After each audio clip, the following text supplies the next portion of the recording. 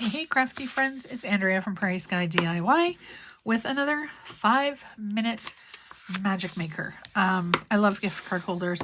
They're probably my favorite thing to make, especially if they have a little pop-up surprise inside. And this one does just that. Okay, there's something wonky going on with my fold here.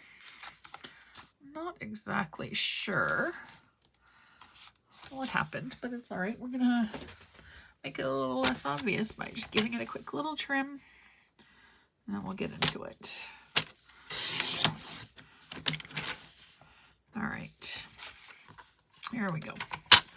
Okay, so I am using the gingerbread stamp set from the holiday mini catalog. All of these dimensions are going to be over on the PDF, which will be going out this Friday. There are also going to be 5 bonus projects in the PDF just for my subscribers. Now, I'm using tear tape because there will be a little bit of movement, and a gift card is going to be tucked inside of this guy. All right, seriously, I just had the end. There we go. It's not even that hard to see. And the tear tape is a little bit sturdier than just the regular Stampin' Seal Plus. I like it better for 3D projects. Also, come on. Stampin' Seal Plus does a really great job for 3D projects as well. And it's actually on sale during the Black Friday sale until December 1st. Okay, so we've got it on the side, and we also want to do a little bit of tear tape at the bottom to stop the gift card from popping through the other side. We're just going to place it close to our score line, and you want to give it a really good burnish before you try to pull it off, or it's not going to stick very well. Okay, so our cut for our gift card is right in the center. And it is a fairly snug fit, so it will not, shouldn't, fall out. But now we're going to decorate the outside, but I also have a surprise decoration for the inside. Now, there are several sizes of Stampin' Up blocks, but what if you don't have the size that you need? Any sturdy plastic surface will work. I'm using a cutting plate from the mini embossing folder, or mini embossing machine. So we're just going to ink up. The color of cardstock that I'm using here is pecan pie, and I'm using the same color ink. I think this is probably the closest gingerbready color that there is. Now, please, stamping gods, work in my favor today and don't have this fall off. Give it a push down. Please don't fall. And then we're just going to go straight down, straight up. Give it a good push all over, making sure not to move your stamp. And then straight up. This is not a big deal because I have already implemented a plan so that our little mess up there is not going to be a big deal. I'm going to bring in Memento Black. Not a traditional face color for a gingerbread boy, but that's what we're going to use today.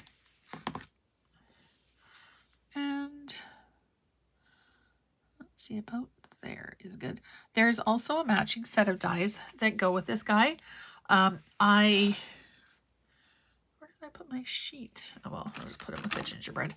I chose not to use any stepped up supplies for this, just to keep it super quick and super easy.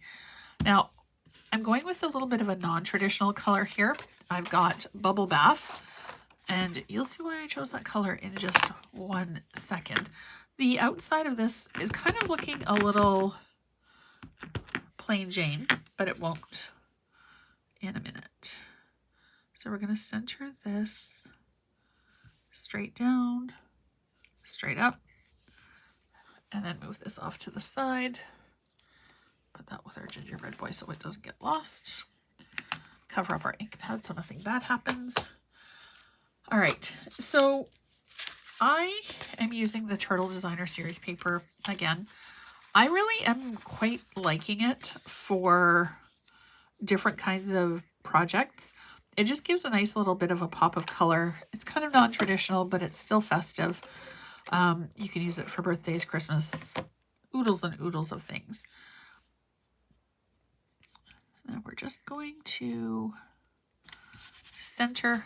And then for the inside, I've also got a mat of Bubble Bath and the same Designer Series paper here. And we're just going to roughly center and press down.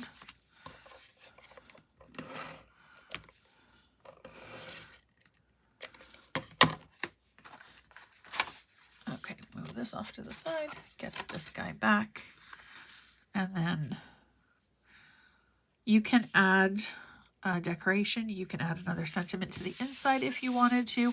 I'm going to leave it plain. I usually do leave the insides of my cards fairly simple and fairly plain until I know who I'm giving it to.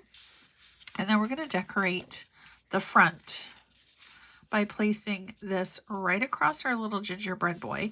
So our little oops is going to be covered, but we're not going to cover his arms completely because we still want to see them. Dimensionals. These are also on sale for the Black Friday event. Some things have already sold out, but if it is, check back because they may, I don't know exactly when they're going to be replenished, but I can check if there's something you're particularly looking for. I can let you know what the projected potential return is. Okay. So we'll place that down there. Give this another good burnish to make sure that it stays closed. And if you wanted to, you could also add a belly band across or a little bit of ribbon to tie it shut. What am I going? You know what, we'll use rhinestones. Rhinestones are pretty and classic and just shimmery and pretty. So this is fairly simple and fairly straightforward. You can add extra dimension. You can add a piece of pattern paper onto the back and do as many layers as you want. But I wanted to keep it fairly straightforward and fairly simple. I have a lot. 1, 2, 3, 4, 5, 6. I like to do odd numbers. And we'll do one there and one there. So fairly simple, straightforward, unassuming. You could add, as I said, patterned paper layers. You can add other layers of cardstock before you added this guy. But the surprise inside is not only your gift card holder, but also your color coordinated panel. There's 2 more projects that are going to be public this week. I will see you soon. And if you have any questions, please pop a comment down below. And don't forget to hit subscribe so you're notified when a new video is posted. And also so you can jump in and get onto my email list so you can get the 5 bonus projects as well. Thank you so much for watching. I'll see you soon.